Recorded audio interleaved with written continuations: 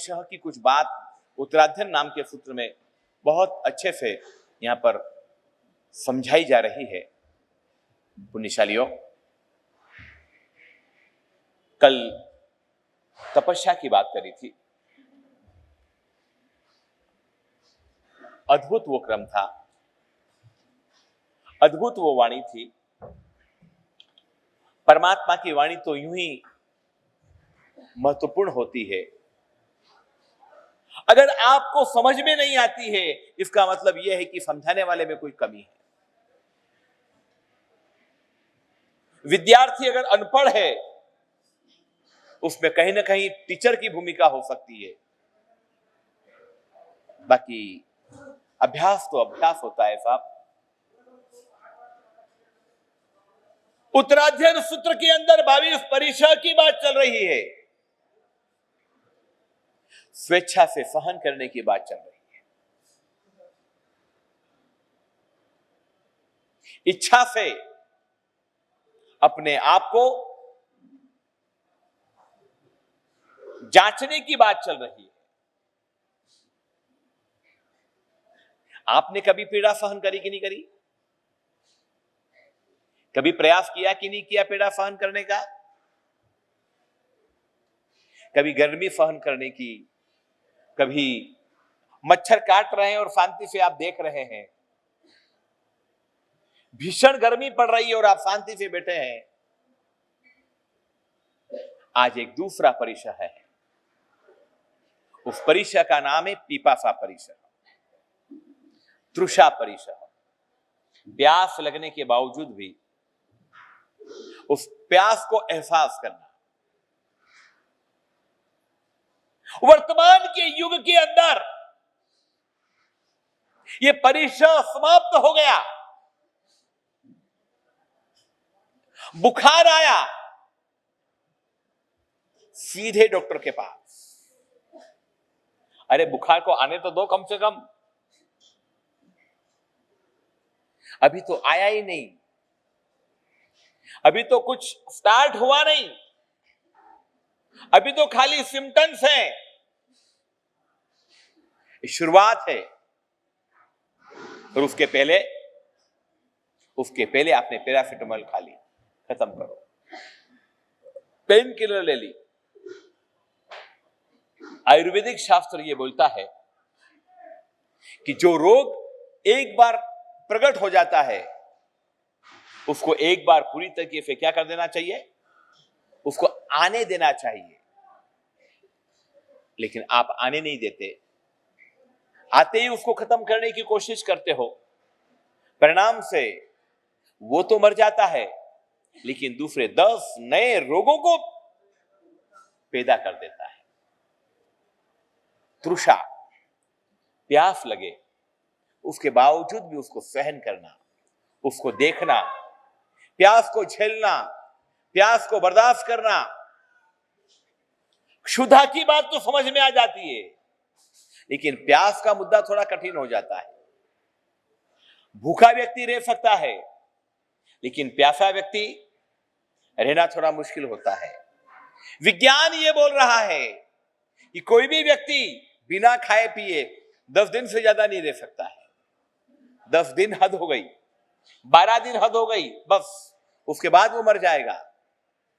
लेकिन ये जिन शासन है, इसके अंदर 28 माफक क्षमण, 36 उपवास, 45 उपवास, 51 उपवास करने वाले लोग हैं, जो विज्ञान के सामने एक प्रकार का प्रश्न चिन्ह है। हमारे परमात्मा ने प्यारी सी बात करी है, परिशह को सहन करो। विपरीत परिस्थितियों को अनुकूल बनाने की कोशिश करो,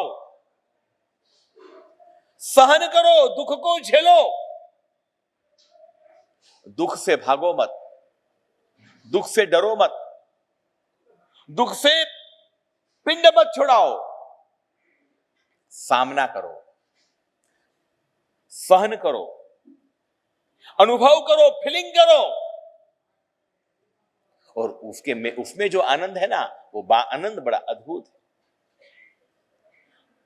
प्यास की बात चल रही है, विहार कर रहे हो साधु, भीषण गर्मी हो, रास्ता भटक गए हो और गर्मी हो चुकी हो, कहीं ठोर ठिकाने पड़ नहीं रहे हो, और ऐसी परिस्थितियों में पानी की भयंकर प्यास लगे, सामने पानी का कुआं है, पानी का तालाब है, हैंडपंप है पानी का, अरे प्याऊ लगी हुई है पानी की, बोलो क्या करे? बोलो फादू क्या करे? हाजी पानी पी ले, कोई देख नहीं रहा है, चुपचाप पानी पी ले, गटक ले, कहीं तालाब के अंदर से पानी ले ले। आगम शास्त्रों में तो ऐसी बात आती है, श्रवण भगवान महावीर स्वामी के कुछ शिष्य, कुछ साधु विहार करते हुए जा रहे थे, रास्ता भटक गए, रास्ता मिल नहीं रहा है, भयंकर गर्मी है, भीषण गर्मी है, प्यास लग रही है, पानी का एक तालाब बीच में आया। शास्त्र बताते हैं कि वो पानी अचित था, कुछ ऐसी परिस्थितियों का निर्माण था कि वो पूरा जल अचित था, सचित नहीं था, लेकिन साधुओं को पता नहीं था कि ये जल क्या है, अचित है। आप यकीन कीजिए, पानी के सामने सैकड़ों साधु भगवंत, उन्होंने अनशन ले लिया, बिन पानी के उनकी समाधि मृत्यु हो गई, लेकिन उन्होंने पानी को पीने का प्रयास नहीं किया। धन्य है ये जिन शासन, धन्य है जिन शासन की महिमा।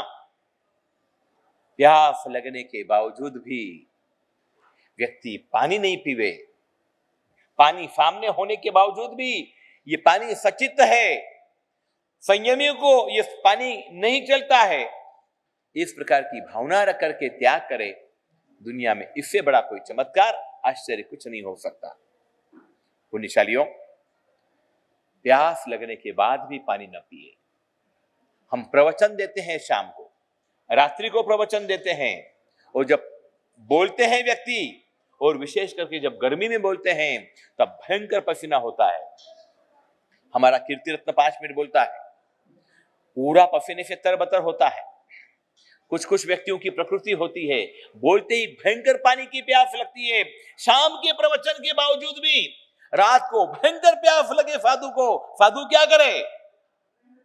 पानी पिए या नहीं पिए? नहीं, साधु पानी नहीं पिएगा, परीक्षा को सहन करेगा। और आपको गर्मी लगे तो आप क्या करो?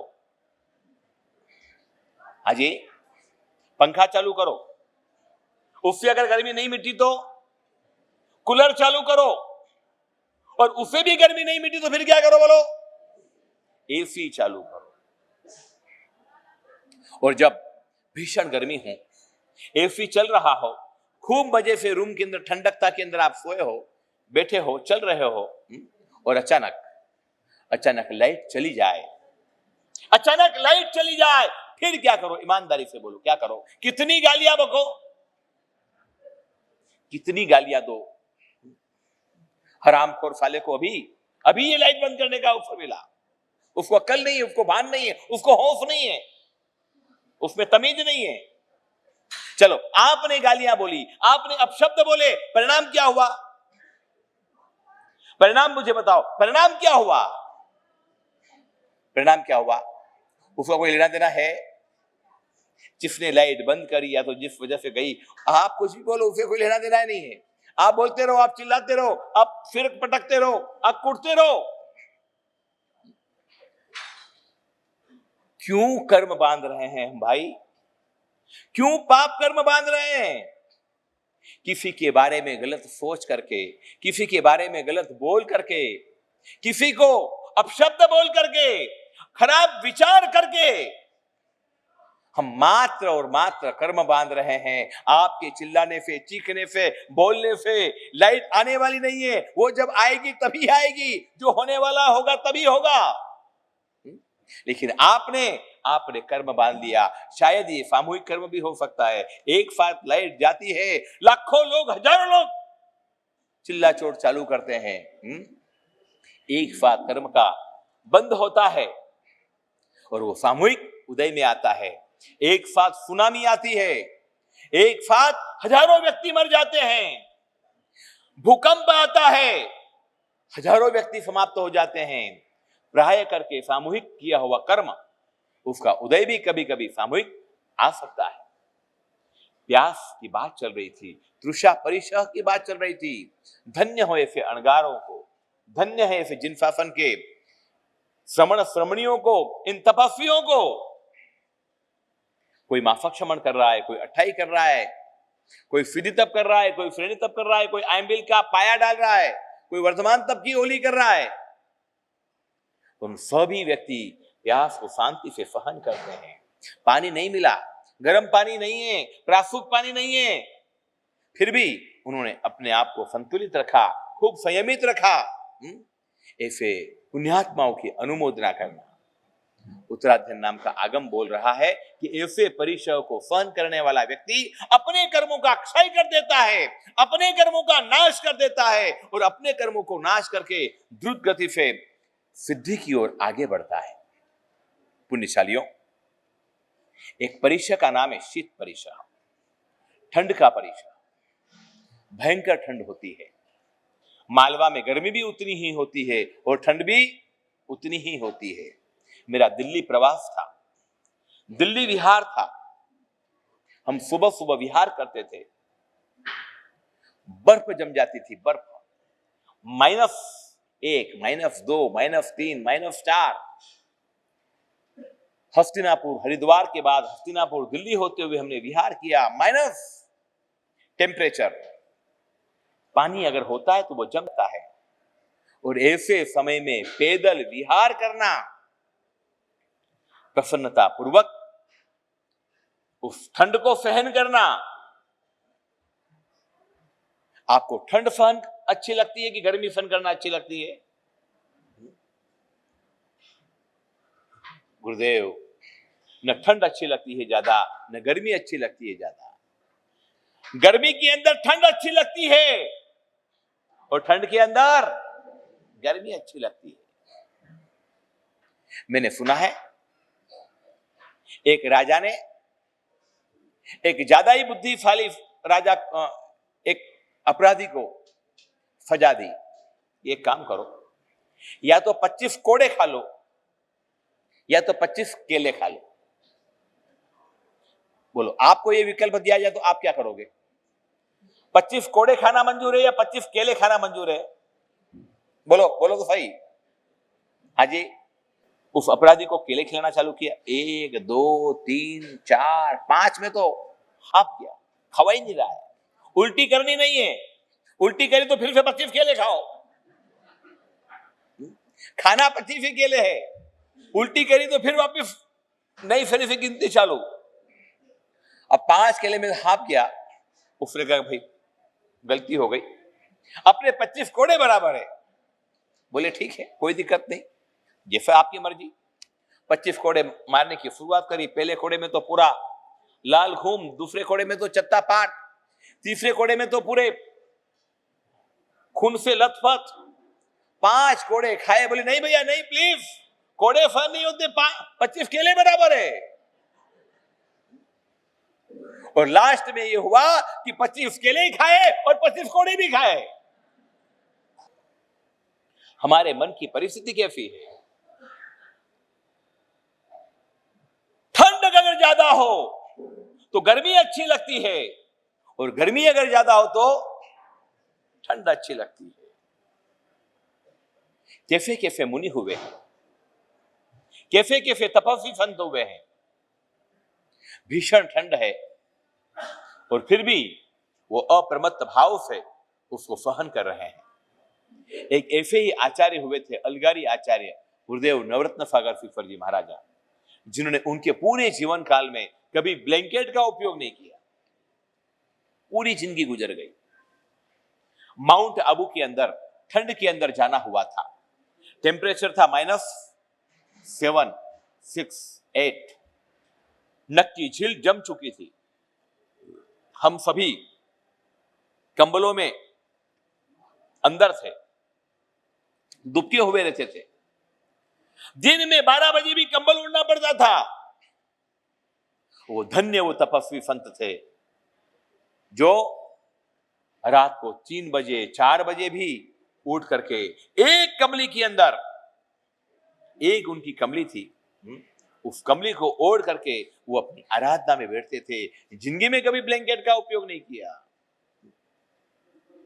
आप चिंता मत करो, आप अगर नहीं कर सकते हो तो जो करने वालों की अनुमोदना करो। इस दुनिया के अंदर सबसे श्रेष्ठ में श्रेष्ठ तत्व है अनुमोदन। अनुमोदन का मतलब होता है समर्थन, सहमति, एक्सेप्टली। आप जो बोल रहे हैं उसकी सहमति, उसको अनुमोदन बोलते हैं। लेकिन ये शब्द है अनुमोदना, और अनुमोदना का मतलब होता है प्रशंसा, अहोभाग्यता। ऐसे संतों के दर्शन करके भाग्य खुल जाते हैं, मन प्रसन्न हो जाता है, कली कली खिल जाती है।